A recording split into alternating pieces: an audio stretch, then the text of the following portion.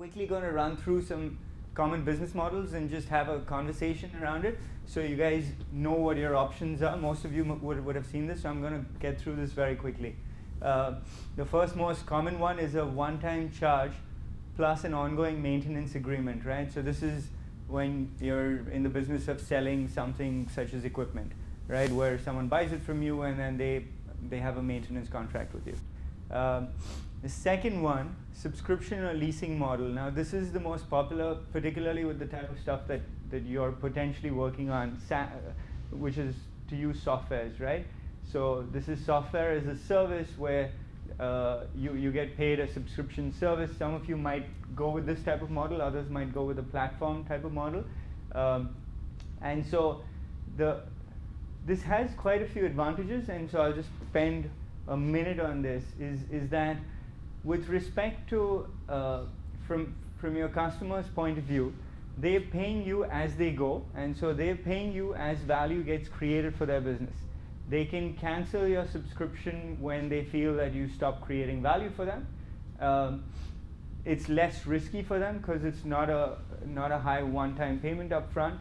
And so this actually allows you to extract more value from your customer than if you were to have a one-time sell type of service. Is that what the platform model is? No, a platform model is entirely different, right? So a platform model, you could monetize through subscription, but you could monetize through an ad model, which is more common, right? Advertising. With most platforms, the goal is you're providing access to this large network of users that you've created, right? And so people that care about this network of users, you're charging them to place ads and target these. Got it. Generally, but there can be different ways. You can have a large network first created and then have subscription features and sort of upsell to them, right? The next one is consumables. So this is the classic razor blade model where the razor itself is very inexpensive, but then you pay for the blades through the lifetime, which comes with a high profit margin. So one other example here, printers, where printers are sold at pretty much cost, but it's the inkjets that you're paying for, or ink that you're paying for more so. And next is advertising, selling access to your users. So this is really what Google, Facebook, LinkedIn all do, right? And so this is generally the large platforms go with this type of model, to a certain extent at least. Next one is upsell high-margin products. And so here, if you think about consumer electronics as well as cars, most manufacturers don't make a lot of money from selling someone a car itself. What they make money from are all the extra cool features which you can add to your car, which come at a very high margin. And so I just want to stress here that when you're thinking, just to go back to your LTV to Coca example for a second, right? You're trying to get to that golden ratio of 3.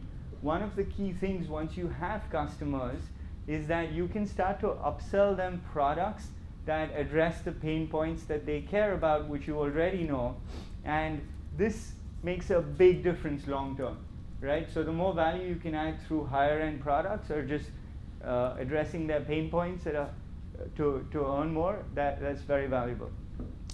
Cost plus, this is possibly the worst model out there, which most people that it's probably not still the most common. It's common with government contracts still, which is highly unfortunate, because what it stresses is the focus is on activity and costs and not on value creation, right? So you're incentivized to have more activity, generate more costs, and you get paid a little bit more, but you're not particularly creating value in any way, potentially, right? And so I think most people are starting to move away from this, and I'm sure someday governments will realize and acknowledge that and have better ways of pricing their contracts than a cost plus model.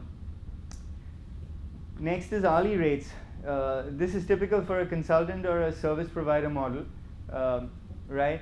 And here again, it's less attractive because it's focused on activity and it's not focused on value creation. However, with generally consulting contracts, it's also pay as you go, and so if you're not creating value and if you're spending a lot of time, you're probably not going to last with that contract very long.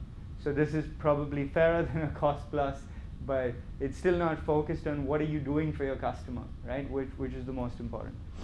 Shared savings. This is a really cool one if it can be executed well. And so here's where, and I've seen this. So while I was in consulting, we tried to get external consultants that were specialists within their field to come in and help us. And so the types of contracts that we tried to create with them was that if you can deliver value for the business we're working with and showcase the value, then you get to keep a percentage of the value that you've created, which is not common, right?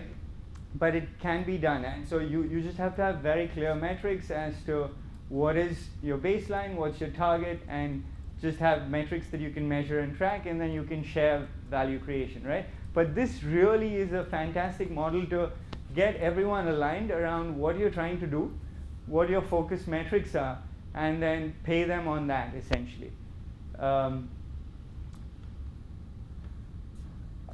Well, others, licensing IP. So if you have IP that can potentially be licensed that you can't do much with, that's a model that you follow. Generally, otherwise you try to maximize the use of IP yourself. Reselling data linked in, which is similar to an advertising model. Transaction fee. So here on a platform which has transactions, you can charge a very tiny percentage of that, and that becomes very meaningful, right? So that is eBay's business model. Usage-based, which is generally how you buy data on the cloud, is you buy it in terms of how much you would use. Sometimes it's similar to a sell plan, where you go with a plan based on approximately how much you know you're going to use, and then you have a surcharge for when you cross over, right? So yeah, go on. Yeah, so we can also use combinations of these Absolutely. Revenue models also. Absolutely. So like, for example, in the Upsell High-Margin Products, you gave examples for the cars.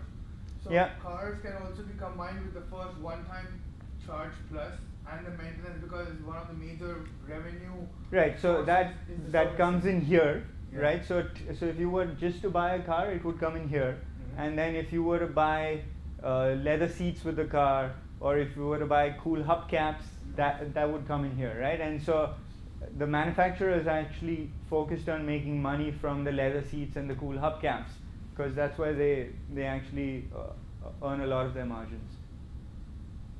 Yeah. So a sell plan is actually interesting, because if you don't know how much you're going to use, it just provides you in terms of basic packages what is likely to be most people's use, right? And so it allows you to select one, and then if you cross over, you pay for that. Penalty charges is a really sad one, which hopefully disappears over time. This is essentially what brought Blockbuster down, right? Where prior to Netflix, they ruled the entire market, but where they made a lot of their money was on late fees. And so while there was no competition, people were happy to pay that, but the minute you had good competition come in, everyone left them, right? Because you just paid most of the money that you paid them was in late fees. And so that's not a great long-term model. That's one that you can avoid. And a franchise model. So if you create something that has value, and for you to scale is difficult, a franchise model can be pretty attractive, right? And so if you have a retail store or something like that, less relevant to the stuff you guys are doing. Cool?